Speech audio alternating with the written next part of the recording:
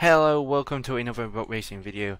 Today we are going to be doing another My Team career mode gameplay on the F1 2021 game, and today we are going to be doing the Spanish Grand Prix weekend. Before we get into the video though, please, if you are enjoying this series or any of the gameplay that we are putting out on this channel currently, make sure to smash that like button and subscribe, and there will be tons and tons of more content out for you guys. But with that being said, let's get into the video, heading over to the headquarters and doing a little bit of admin stuff. As you can see, we've got the nice lovely Rocc Racing car in the background, and we have a personnel department event. The personnel department has asked us to deal with this. We have a couple of options here. Take your time. What you decide to do will have consequences. So this is another role that I have to play in the team, where I decide the different sort of dilemmas that different departments have in the team, and currently the dilemma is Giotto. And I have just told him to focus on his pace rather than awareness, because to me pace is a little bit more important, especially when he's such a low level driver to begin with. I want that pace there, and then once he's in the mix between everybody, then we can start working on awareness. We're just flicking through, sorting out the activities for the next couple of weeks. Going from Bahrain to Spain is actually, I think it's like a 4-week gap. It's quite big because you've got 2 weeks, then a season break, which I think is 1 week, and then like another week before it's finally the Grand Prix weekend. So just sorting out the order of what I want of the tasks for the next couple of weeks. But in hindsight, after the season break, I actually was able to do all of those tasks, so I didn't really need to sort through any of them. Now moving over to the facilities, looking through what kind of upgrades I can do for the facilities, and I realized that fabrication is probably going to be the first upgrades that I need to do. What that does is allows me to do simultaneous upgrades on that you know, that department for the car, and so we've just upgraded the chassis fabrication, which after the season break that'll come in, and it'll allow us to do more than one upgrade in the R&D chart here. So we've just added some upgrades. We have a minor rear downforce for front downforce for the car, and also a weight reduction as well that will come in around about the same time. Moving now on to the R&D chart, just to give you an idea of where we are in terms of the field. So we're just behind AlphaTauri, with Alfa Romeo behind us. There's a little bit of a gap there, and then Haas and Williams right at the bottom. They're pretty equal. Mercedes, Red Bull, all miles away from the rest of the pack. So that's something to keep note, to remember when we get to the actual weekends, because it will help us understand who we should be fighting. So advancing through time now, getting all of those events done, getting I know we were expecting some resources new developments to come through, but some of them have failed quality control. We'll need to tell the team what to redevelop via the R&D screen. So that's a little bit of a negative as we go through to see what has failed, and it has been the front downforce. It looks like it's only a minor, but it's still an upgrade that has failed, so we're going to chuck that on. We've got plenty of resource points, so we're going to do that, and it is going to come thanks to the season break. It's actually going to go on before the Grand Prix anyway, so it's just cost us a little bit more money, but other than that it's not really affected us as we now go into the season break. And that was it. That was really quick, nice quick season break. On to the 22nd of April now, as we can, as you see, lots and lots of space there to put activities in, but we've only got one activity left to do, so we may as well chuck it in and get the upgrades that provides for us. It's just kind of flicking through, not really doing anything there, just flicking through, and then advancing through.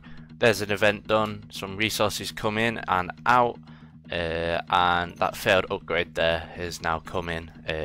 Once it's failed and you do it again, then you've got a 100% chance of it going on the car afterwards, so there was no worries about that failing again. As we now have another dilemma for the durability department. Basically, the dilemma is they want a party throwing, and it's either I agree to pay 20 grand for a party, which seems a bit excessive to me, especially for only one department. But if I disagree, then it's a minus 10% in their morale. So either way, they're gonna have a party. But I thought I'd be nice. I'll pay for it, even if it is 20 grand. But for a Formula 1 team, that's not very much. Thanks for helping out. But that does actually give us a 50% discount on the gearbox for the durability in terms of gearbox. So even though it's 20 grand, we've still got a large discount on that, so it probably works out about the same. But all the admin stuff done, let's go in to the race weekend.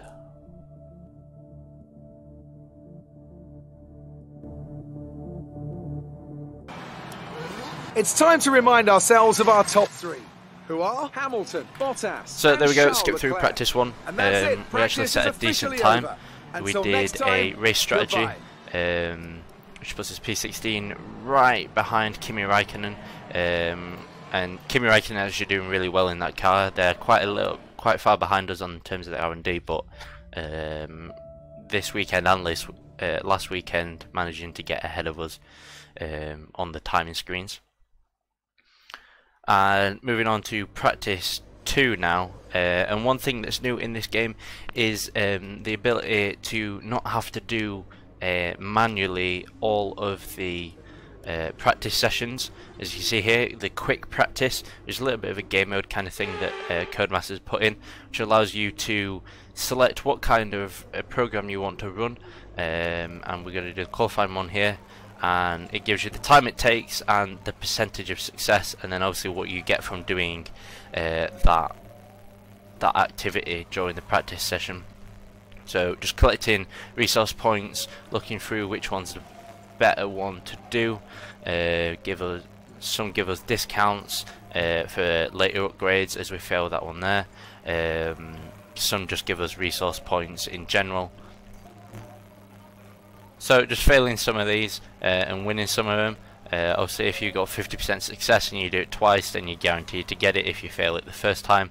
But there we go, practice 2 done, and we've got the qualifying run done as well as the race strategy. But I did do the race strategy manually, because that's really good. What that does is sets the tyre wear, the fuel usage for the race, and so to do that in person works a lot better, because then it's accurate data that then the game can use to work out a correct strategy for your race. As we just go through, collect all the resources that we've got during those practice sessions. Skip through practice 3 there, but I did actually do practice 3. Collecting driver acclaim and team acclaim for both drivers. As we there move up to driver acclaim level 2 and team acclaim level 3, which is good. It'll allow the progress of our team to increase. As we move now into qualifying number 1 for the second Grand Prix of the season.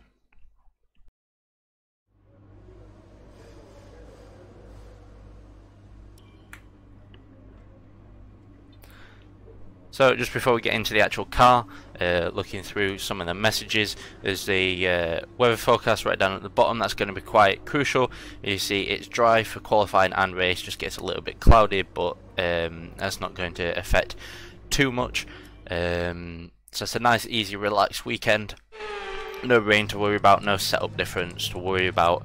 Just go, do as best qualifying as you can, and try get some good positions in the race, and maybe even get some points. But obviously with being such a low down team, it's quite difficult to get points, but you can always aim, you can always set that as a goal. So just waiting around in the car now for the optimal time for qualifying. As you skip through a little bit more time, let everybody else set the time, and as you can see, Valtteri Bottas currently in provisional pole with 1:15, as Giotto, my teammate, sets a 1:17. So we're going to go out now, see what kind of lap time we can do. We're going to go out on fresh sauce, but this is only going to be a banker lap. As we move now to the end of the flying lap, taking a little bit too much curb, but unsettles the rear end, and getting lots of understeer. One thing to note is I didn't fully sync up with this setup that I'm running. I didn't feel too comfortable in the car at all during this weekend. I've made lots of tweaks all the way through to the race, but I just couldn't quite get it right. So I don't think our pace is going to be quite there for this qualifying, but we'll give it a red hot go, see how it goes as we come round the last corner. And it's going to be, there's a 17, it's going to be 79, which is actually nearly 2/10 off of my teammate, which seeing as he's quite a slow driver at the minute because he's a rookie, it's not really where I want to be aiming. I want to be at least faster than my teammate, but it is only a banker lap. We are going to be going out later in the session anyway, so we can shave off a little bit of time, hopefully get into Q2, get into the top 16. But let's see what we can do. Is just skip now to the very end of the session, the last couple minutes. George Russell and Nikita Mazepin are out there, and Mick Schumacher's just get out as we're going to head out now. Clear the garage, please. Actually going to drive out manually myself instead of letting the car do it, just so hopefully I can get the best position on the track in terms of other cars to set up my lap as best as possible. So we come out the pit lane, not using full throttle, just letting the engine warm up. Don't want to break anything, just concentrating on keeping the tyres nice and warm all the way around the lap, without getting them too hot. Obviously just keeping them in the optimum temperature for this lap. And now coming on to I think this is turn 10 here, this hairpin. We have got the Alpine, he's also on a out lap. But he's pushing me quite aggressively, which is a little bit annoying. There's not really much courtesy there, but I just kind of ignored him. Just, you know, I'm not going to push my tyres and overheat them. As we come now through the second to last corner, but the last corner that actually matters, get as best run as I can. Went a little bit wide, which is a bit of a negative because it doesn't mean I don't get quite as good an exit. But we're still up if you look at the delta, so it wasn't too bad coming into turn 1. Nice hard brakes, late apex, get it round, don't touch that curb on the left, use as much on the right, and then sweep it in for this long turn 3 and try to run it out wide without understeering. It's a very tricky corner, not too difficult in these modern cars, but still a pretty difficult corner.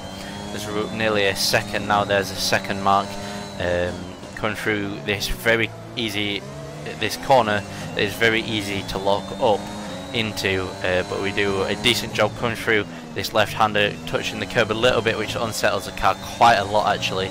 The curbs on this Grand Prix circuit are quite aggressive, at least in my car. As we come through turn 9, getting nearly 2.5 up, coming through turn 10, missing the apex just ever so slightly as we scrub the tyres. But we're keeping the Alpine behind, which is good, using third gear. Again, late apex allowing us to get the power down nice and early, using all the curb on the left, clip the curb on the right, down into second for this very tight chicane. And again, the curves just are not nice as you touch the curb a little bit on the second apex and just lose all of our time. We're only up by 0.5 tenth, which is nowhere near the amount we needed. But where does it put us for Q1? Hopefully it's still going to be the top 16. I don't know whether it's going to be, but it could be. We might get surprised as Lewis Hamilton sets a 1:15.1, which puts him in P1 for Q1. But unfortunately it is P20 for us, right behind our teammate. That's nearly, again, 2/10 off our teammate. It's not where we want to be. We want to be ahead. I mean, you got the Alphas right in 15th and 16th, massively outdriving the car. At least compared to us, so a little bit disappointing that we aren't in Q2 there, but we are the third worst team. We've still got lots of progress to do, so hopefully towards the end of the season we can secure Q2 every race weekend. But now head down, eyes forward onto the race, as we collect our team acclaim here. There we go, finally skipping through. On to the race now, round 2 of 20 of this 2021 My Team season.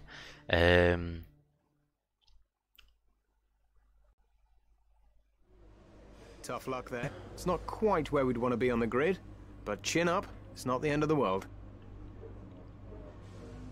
Well, thank you, Jeff. That's a very nice thing to say. But it is right. It's not where we want to be on the grid. We want to be as far up as possible so we can secure as many positions as possible. But I have quite a lot more pace in the race than I do qualifying. I'm definitely a guy that races rather than qualifies. So let's listen to Crofty as we go on to the Grand Prix. A race which saw Max Verstappen win on his first ever appearance with the Red Bull team in 2016. This after the dramatic coming together of Lewis Hamilton and Nico Rosberg on the first lap.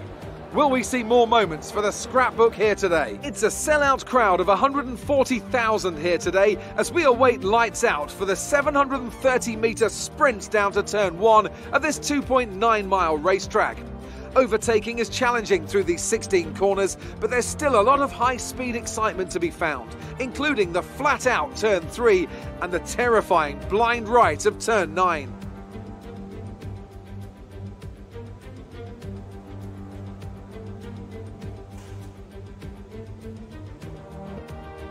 It's time to take a look at our starting grid for today's race. Valtteri Bottas lines up on pole position and Lewis Hamilton completes the front row. Considering the rest of the grid, we have Verstappen, Perez, Lando Norris and Ricciardo, Vettel, Sainz, Stroll and Pierre Gasly, Fernando Alonso, Tsunoda, Esteban Ocon and Raikkonen, Giovinazzi, Mick Schumacher, Charles Leclerc, they'll be starting further back after an earlier grid penalty, and George Russell, Giotto, Maverick, Latifi and Nikita Mazepin. Now, it's almost time for lights out, so let's go down to the track. Okay, here we go. I know what you can do. Don't let me down. Well, there we go. The grid is set. Jeff has lots of confidence in us, which is always nice. If we just flick through some of the strategies, what we can do, sorting out our fuel load, ready to go on full attack for this Grand Prix. You see everybody else is on mediums, we are on softs. We want to be getting as much positions on these first couple laps as possible. But before we do that, we've got to do obviously the formation lap. So let's head off now. Getting a bit of wheel spin off the line. The gears, so go into each one when you can. We're going to need some work on the brakes, so put some energy into them and warm the tyres as well, please. Thank you, Jeff, for that. We do know how to do a formation lap, but thank you for the reminder.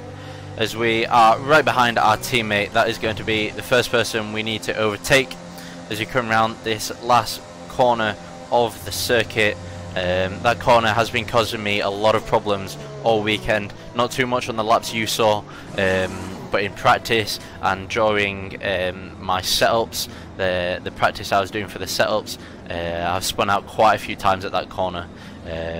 So hopefully it's not going to cause us too much problem into the Grand Prix. But here we go for 5 laps and we are underway as we get a horrible start. Completely missed the start, the lights out, sorry. And we are now dead last going into turn 1. It is 2x2 pretty much all the way down the grid as we send an absolute dive bomb down the middle, get alongside with the Williams of Latifi, make a bit of contact with the front left there, and then just get loads of understeer. So we have to completely back out, manage to bully Mazepin out of the way into turn 3, keeping us off of the back as we get a replay here of this dive bomb that we did. So straight down the inside of 4 cars, I think that ended up being, and look at this front left, a little bit of the front wing there, the top right of the side wall, the sideboard or whatever it's called, has a little bit of a chip in it there, so that's going to affect us a little bit in this Grand Prix, but hopefully not too much, as we're also defending Mazepin into this next corner.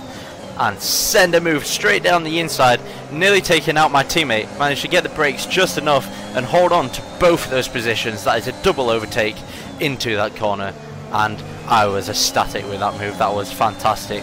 As we get a little bit of a replay here, you see back right actually made a little bit of contact with Mazepin as we're fighting hard, and everybody broke quite early, and we just send it straight down the inside. Time it absolutely perfect not to hit our teammate ahead front wing getting very close to his gearbox, but brakes are fantastic on this car. We got it slowed down just in time as we sent another dive bomb to our teammate this time, and got that move as Leclerc slow on the right into this left-hander, and we didn't expect him to be on the inside there and actually make contact. He does a bit of a half spin, but luckily manages to catch it, doesn't lose any positions as we come through this last chicane, as Lewis Hamilton sets a 120.3, I think that was.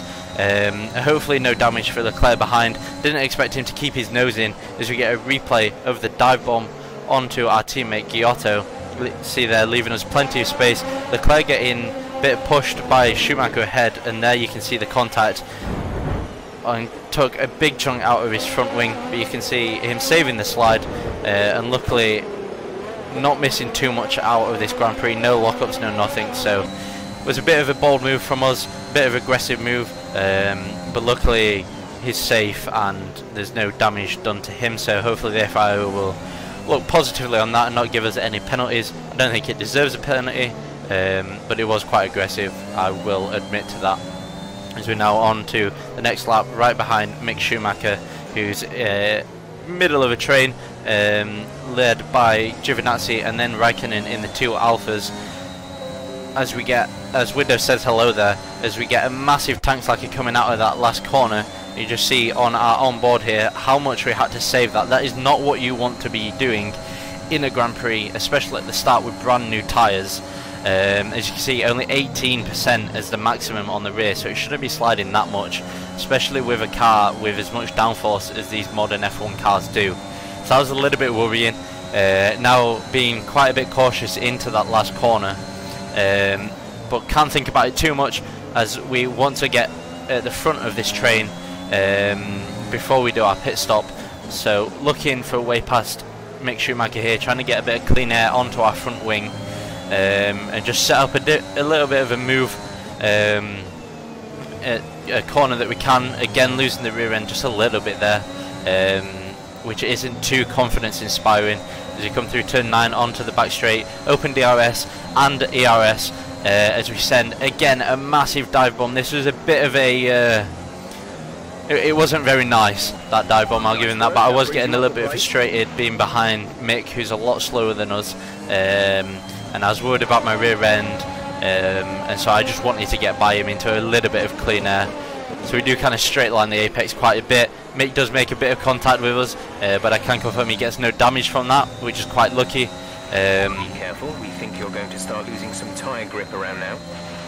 As Jeff tells us about the tyre wear, but I think we're already feeling it by now, especially on the rear end. As you can see, 29 is the lowest, 42 is the highest, so we're definitely thinking about pit stops now as we come around this last chicane, concentrating on Kimi Raikkonen, trying to close onto the gap as much as possible. Run a little bit wide here, using the grass, which isn't ideal, getting tons of understeer, running out onto the curb, and that was a heck of an into impact. the wall. Let me know you're okay. That is not ideal, as you can see, running quite wide there. I think that's what gave us the understeer, getting grass on our tyres, and that curb on the exit is quite aggressive, and so it just kind of made us lose the already loose rear end and face plant straight into the wall. That is not ideal for our second Grand Prix. As you can see, slowed down here. Look at that left side tyres getting onto the gravel and the grass double, and yeah, using that curb is not ideal because it's so aggressive, and so it kind of dropped the rear end, which means unfortunately we have to retire from this session, our only second Grand Prix.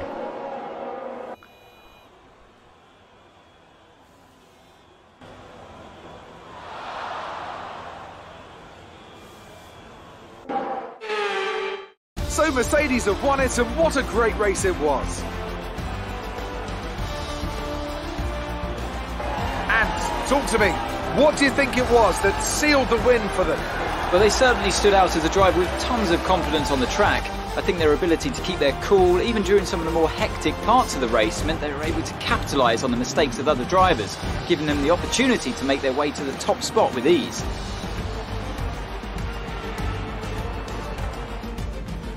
And I can see the drivers starting to approach the podium for the victory celebrations. A real team victory today.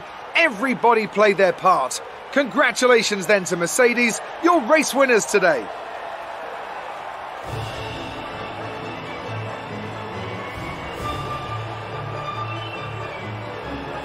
Well, we can't deny that is a little bit soul-crushing. Seeing people on the podium having a fun time who have completed the race, and we couldn't make it past lap 6.